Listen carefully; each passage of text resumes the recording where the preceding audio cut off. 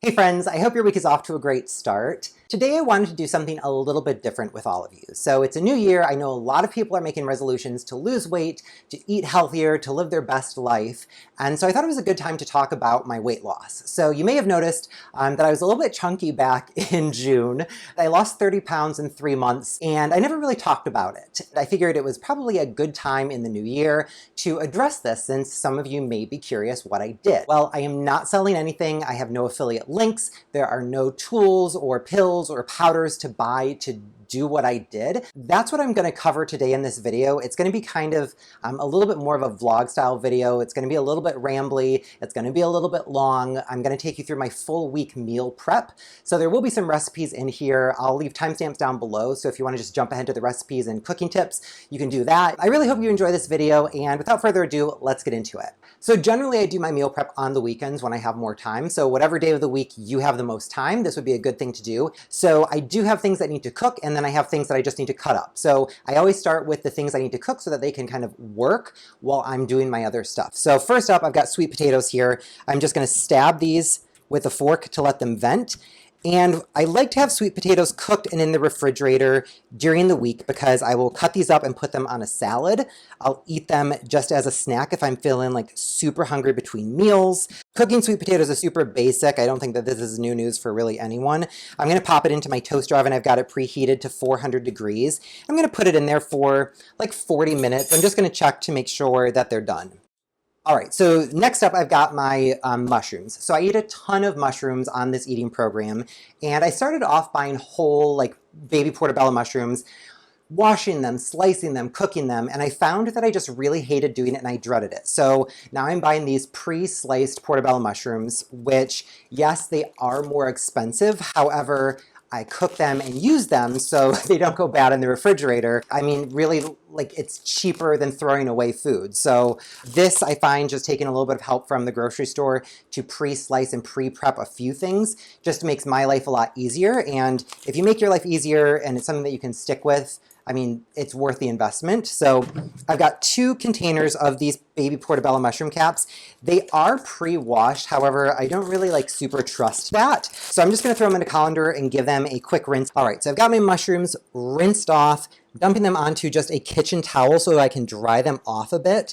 If I see anything that's funky looking, like this thing that's obviously like a stem, I'm just going to throw that away. Sometimes I have to bring in a little paper towel to help get it drier. All right, and then I've just got a non-stick skillet. So making mushrooms this way was completely new to me. Whenever I made mushrooms in the past, I always put some oil in the pan, got it hot and sizzly, put the mushrooms in, did the whole thing, and I thought that you had to use added fat to cook mushrooms. Turns out you actually don't. You can saute it just like this, but these will cook down and get super like meaty and delicious over the course of like 20 to 30 minutes. So I'm gonna pop these on over like medium-high heat. I always have a grain cooked in the refrigerator. That way I can use it as either like a main component of a dish. If I'm doing like a warm meal, I could just reheat this. If I'm doing salad, I'll sprinkle some farro over the top. I like that it's a little bit chewy. It's got kind of that nutty flavor. You could use quinoa, you could use rice, any sort of unprocessed grain is totally fine. Farro is really easy to cook if you've never made it before. There are directions on the back of the package and you don't want to follow them. This is something I learned from Chris Morocco. I think it was an Instagram story. But basically, you can just put your farro however much you want to cook. I usually do about a cup. Put it into a sieve. We're going to rinse this and then throw it into a pot of water and you cook it kind of like pasta. So I'm giving this a really thorough rinsing. This just gets off any of the extra starch. And then I've got my medium-sized pan here. And now you're just going to fill this up. Put in as much water as you want so that the farro kind of moves all around. So I'm putting this on high heat. I'm going to cover it with a lid. And once this comes up to the boil, we're going to drop it down to low. All right, cool. So I've got everything cooking now. So that's kind of like the most active part of this. And then this is like super relaxing, just chopping vegetables. Let's talk about the weight loss. When I speak about this diet, I'm talking about my personal experience. I am not a medical professional. I'm not prescribing this to you to treat, cure, or prevent any illnesses. If you want to know whether this diet is right for you or safe for you, you should talk to your medical professional. I've never really had a major issue with my weight. I've always kind of bobbed up and down, but what I weigh currently was kind of like my happy like adult weight. I had gotten a little bit kind of fluffy earlier in 2019, and I don't know whether it was like work stress or like I was just eating too much with my channel and all of these recipes that I test, or like what the deal was, but for whatever reason, I had ballooned up and I was like 35 pounds over my normal weight. And it wasn't like my favorite thing in the world to kind of have all my clothes fitting tightly and be really uncomfortable. So initially I figured, okay, I'm just going to track my calories. I was eating salads for lunch. I was having, sensible dinners, green smoothies for breakfast. It really wasn't like I was out of control, like binging on food all the time. And for whatever reason, I just could not get the weight to come off. So the first 6 months of this year, I ran 2 half marathons. I was eating, what I thought was a healthful diet, and I just wasn't really making any progress in losing weight. My sister told me about this book called Eat to Live, which is, I guess it's called a Nutritarian diet. It is a vegan diet, though I don't really think of myself as vegan because I, occasionally will eat animal products. I guess the terminology that I prefer for myself is like a plant-based diet. And I don't think of it as a diet in the kind of traditional sense of like a diet, like you're going on a diet. I mean it more as a diet is like, this is how I eat. So it's like a way of eating. It's a lifestyle. It's not like a thing that you do for like a short term, though you can get some pretty surprising short-term results. So I got the book, I read it in like 2 days. It's like a quick read. There's a lot of like sciencey stuff that's, maybe questionable. Like I'm not saying that this book is flawless, but the principle here is basically eat your vegetables, don't eat processed foods, and animal products, like specifically like dairy and cheese is like the big no-no in this book. Animal milk is meant for like animals, right? It's not for people. I think that this is something that everyone kind of gets, whether you agree or not, like you understand the thought process. So the book made sense to me. And so I was like, okay, I'm gonna like jump in here and just see what I can do. And basically the book said, go really like hard on this diet for the first 6 weeks, just to see how like powerful it is to eat this way. And then if after 6 weeks you're like, whatever, I don't want to eat this strictly, like there's flexibility. It's meant to be like a lifelong way of eating. So you don't have to follow like a rigorous set of rules. So essentially what I did for 6 weeks is in the morning, I had a green smoothie. That's the one that I've shared previously. I'll link it here so you can check that out if you want to. Lunchtime, I would take in a salad to the office. And I was taking it in because I needed a huge salad. So my office had a cafeteria downstairs with like a salad bar, but to make the salad the way that I needed it was like $15 for a lunch salad versus like if I just brought it from home. So I packed a lunch every single day. I would eat an entire plastic clamshell container of baby kale. And then on top of that, I would just go to town with every vegetable that I liked. I would load it up. I'd have a little bit of like a nut or a seed. I would always have some sort of fruit on there, and that would be my lunch. And then I would get home, and dinner again was a gigantic salad. So it was green smoothie for breakfast, tons of vegetables. Lunch, gigantic salad, tons of vegetables. Dinner, gigantic salad, tons of vegetables, and then no snacking after dinner. So it was 3 meals composed completely of vegetables, no animal products, no snacking, no alcohol, no coffee. So I followed that for a full 3 months, and that's how I lost the 30 pounds. If that's all you're interested in, I will see you later. If you want to stick around and we can chat more, that sounds fun. So bell peppers.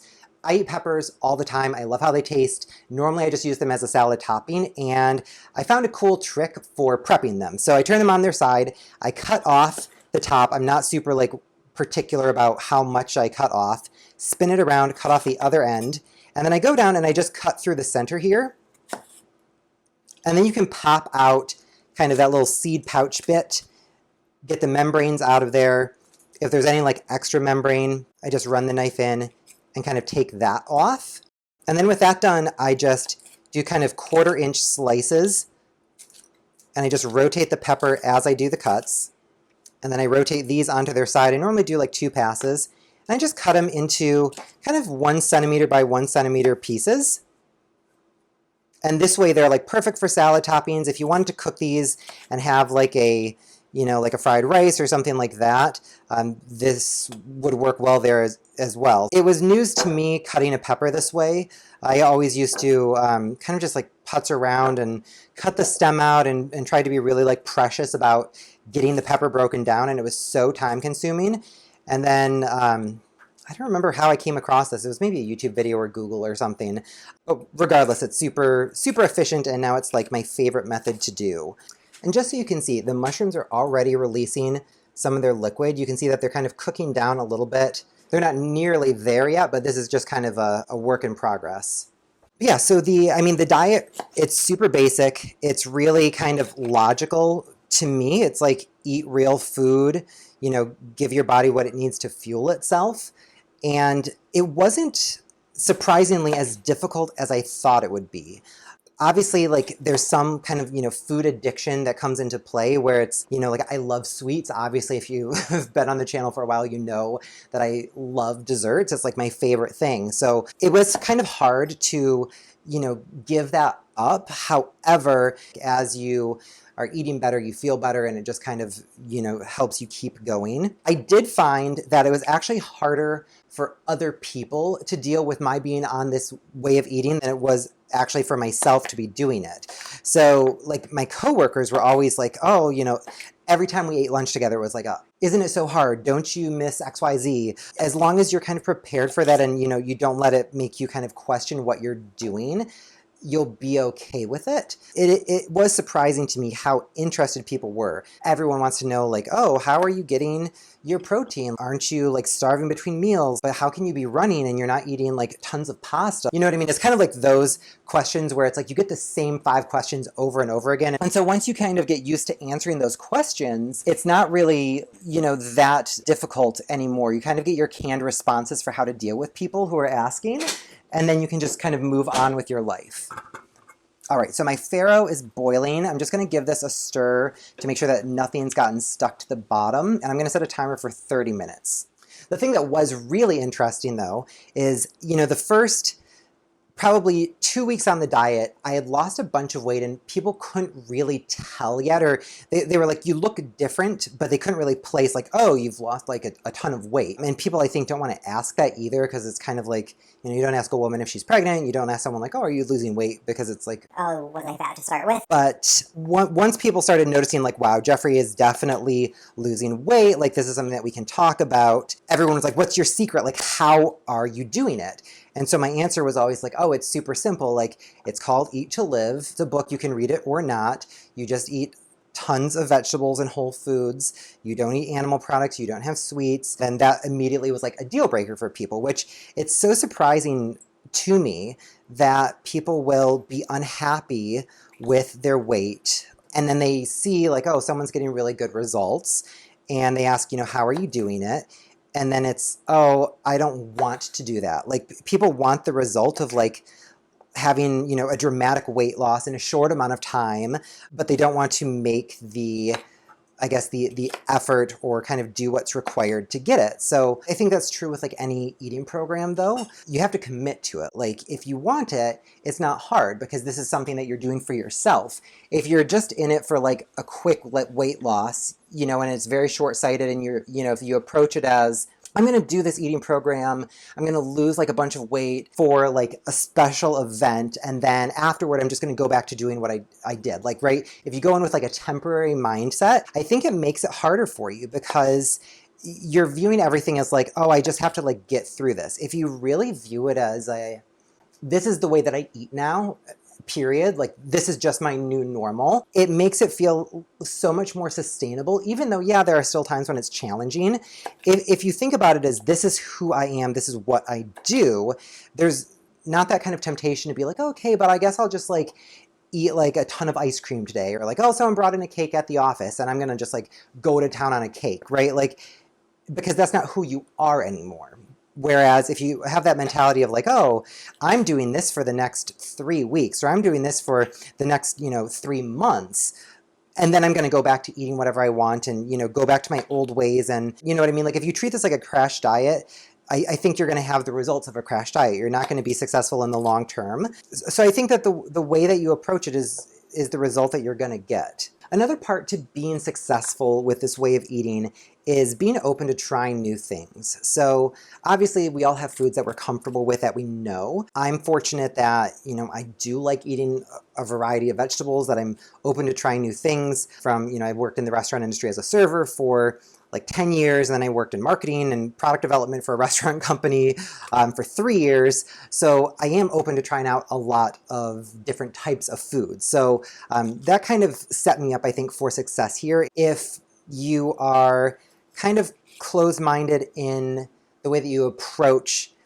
cooking and putting together recipes, I think that's also going to be like a hindrance for you. You really need to kind of approach this with I'm willing to start over from the ground. Like I have no idea, like I have zero recipes, right? Like, because we grow up and we have like our arsenal of like, maybe like a half dozen or a dozen recipes that you make all the time that you're super good at and that you love. And now this way of eating is saying that, okay, well, we don't eat like oil, we don't eat salt anymore. And so it makes it so some of your, favorite recipes maybe are like outside of what you would eat if you were following this diet like 100%. So then you have to ask yourself like, okay, are you going to like take a meal off and say, okay, once a week I'm going to have, something that's just completely like not part of this program. And I know that going in and I'm at peace. I'm not like binging and like having this unhealthy relationship with it. It's like a conscious choice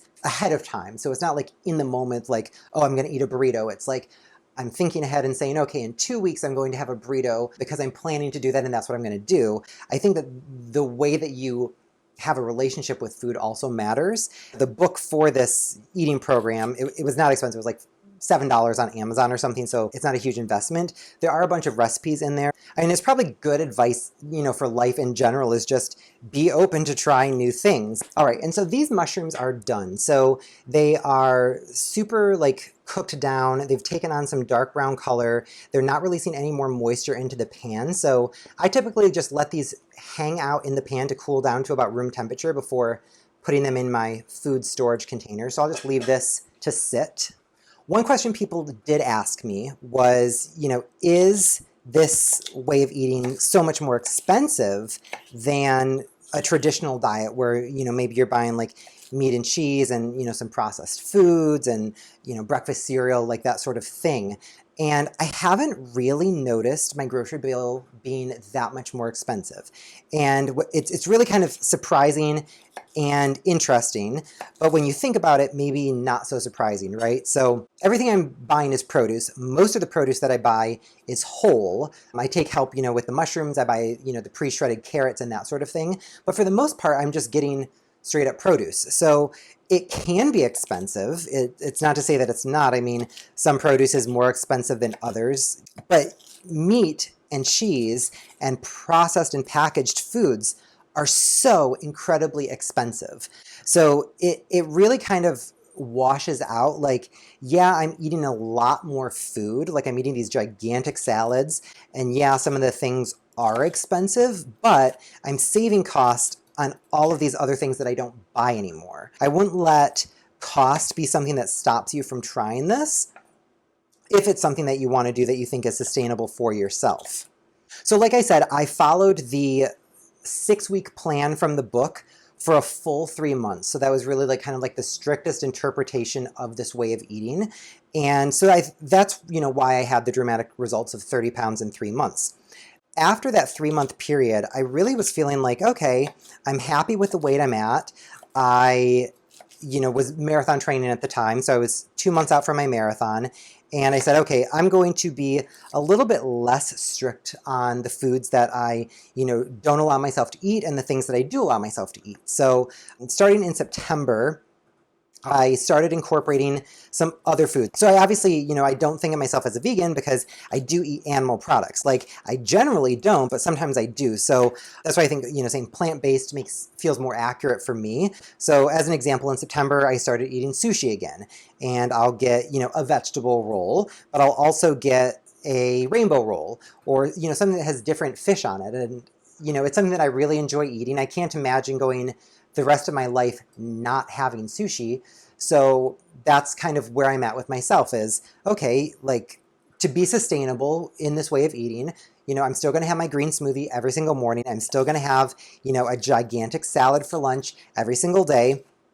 Most nights for dinner, I'm still going to have a gigantic salad. But occasionally, when I plan for it in advance, I'll let myself have something that isn't allowed because, it's your life. You can eat whatever you want. No one's forcing you to follow a strict set of guidelines. So all of that said, even though I am now being less strict about, adhering to kind of that ideal, like strictest set of rules, I still have not regained any weight. I'm still down a full 30 pounds from where I started, even through the holidays, even going to my parents' house where there were cookies just like out on the table for breakfast. Like literally eating a breakfast cookie was something that was like on the regular. But you know, it's like, it's the holidays, that's what people do.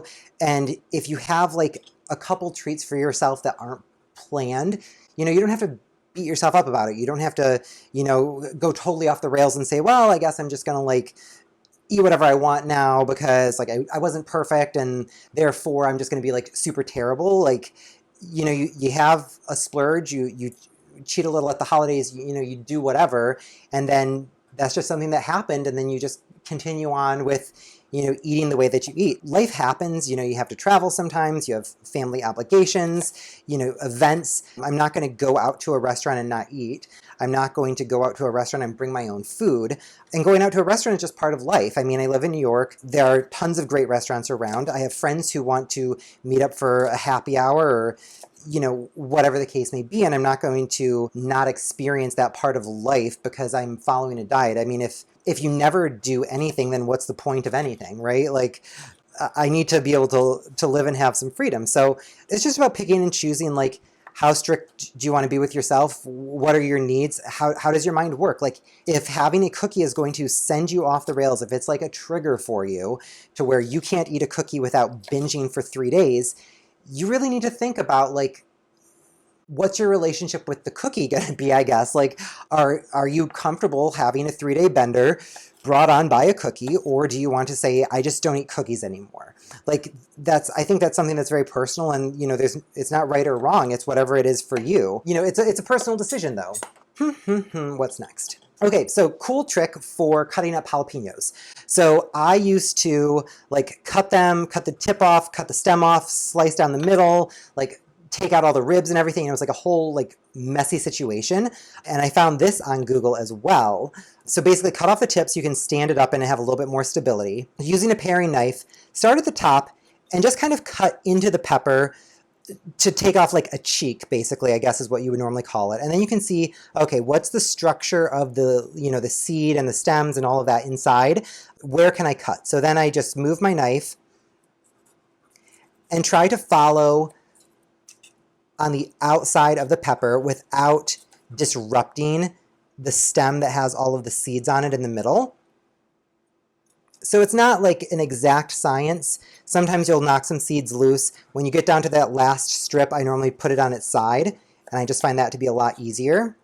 But what I really like about this is now I've got all of my seeds, all of the ribs are all intact. I can put that in my compost, and now I've got just strips of jalapeno that are ready to be chopped up. I've strained the farro into the sink, and now you just kind of let it cool down in the colander. You can throw it back into a pan. If you had followed the recipe to a T that comes on the packaging, they would have told you to cook this more like rice, where that water would have been fully absorbed into the farro. That's not ideal because the farro then can't move around and kind of like cook evenly in the water. I had like a ton of extra water, and that allowed the farro to all cook really evenly, nothing to stick. And so this is a really good situation. So I'm gonna let this cool down.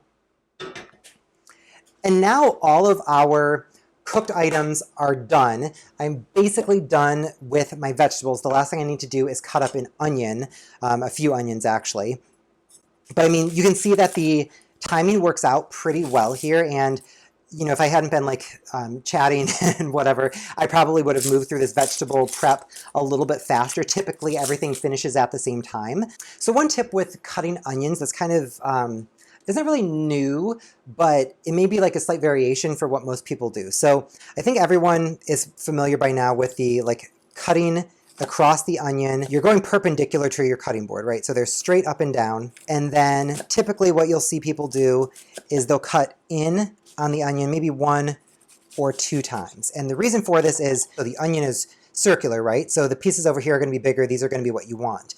And so cutting across helps cut this. And then you cut crosswise, and this gives you the even kind of dice that you're going for. Alternatively, what you can do is make a vertical cut, and then basically you're going to cut, you're trying to have all of your pieces connect in the center. And what this is doing is making all of your slices of onion the same size, because you're following the path of the onion all the way around.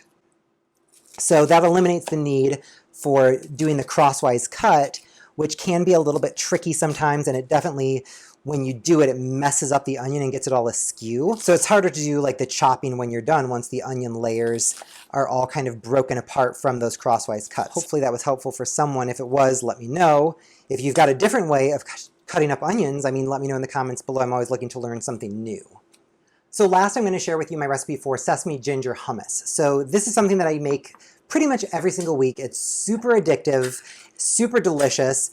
So I do 2 cans of chickpeas, and you're going to want to save the liquid from one of the cans. To that, I'm going to put in some tahini, and mine separates a little bit while it sits. So I always have to give it a little stir, make sure nothing is sticking to the bottom, but it comes together pretty quickly. I've got some white miso here, so this gives that kind of like earthy umami flavor. White miso is the most mild of all of the different colors of miso, so if you're just kind of dipping your toe in the miso water, white miso is a good one to go with. Generally, I'll squeeze fresh lemons. However, I don't have any right now, so I always have this big bottle of lemon juice because I use this in my smoothies in the morning. Again, it's like, you don't have to be perfect, you know, fresh is best, but you know, this is a close second. What have we got next? Okay, some ginger. So I've showed this before, but basically you can use a spoon to just scrape off the skin of the ginger. And I find this works better than using a vegetable peeler because the ginger surface is so like kind of bumpy and irregular that it's a little bit challenging to get the peeler to stick. And if you do, you're going to take off a lot of the flesh that you don't need to necessarily take off. All right, now this is the only annoying part of the recipe, is that the ginger needs to be grated into the blender. I hate busting out the microplane for like one thing. It's just kind of a hassle, but it's totally worth it. I attempted to make this before not grating the ginger, and the ginger did not get broken down adequately in the blender. Because this is such a thick mixture with all of the chickpeas and everything in there, there's just not enough like kind of vortex action, and this ginger piece would not hit the blade enough times before the mixture looked homogeneous. So what I was finding is that the mixture looked like it was totally smooth. I thought I was cool, and then there were like chunks of ginger as I was pouring. I mean, I do love ginger, but it's not pleasant to bite into a big piece of raw, fresh ginger. All right, so if you have never bought dates before, you want to get them from in the produce section of your grocery store. You can see like these are like actually juicy and tender, even though they're dried. If you don't buy these and you go over to the aisle where the raisins are, you're gonna find another type of date. I don't know what the difference is, but it's like super dry and so like depressingly bad. Like they're absolutely gross. They're like, honestly, they're rock hard.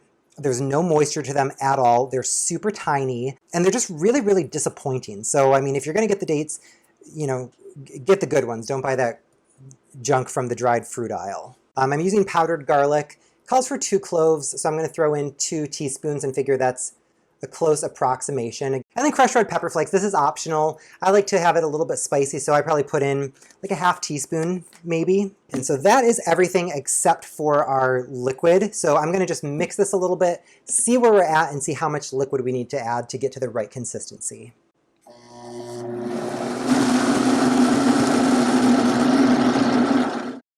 So this looks nice and smooth. You can see it's a really thick situation going on here. You can definitely thin this down some if you want to. And that does it for my meal prep. So again, this is what I did every single week for 3 months to lose 30 pounds. If you're interested in reading more about it, again, the book is Eat to Live by Dr. Fuhrman. And I really hope you enjoyed this video. If you did, please be sure to give me a big thumbs up and click subscribe. Thank you so much for watching. I'll see you next week.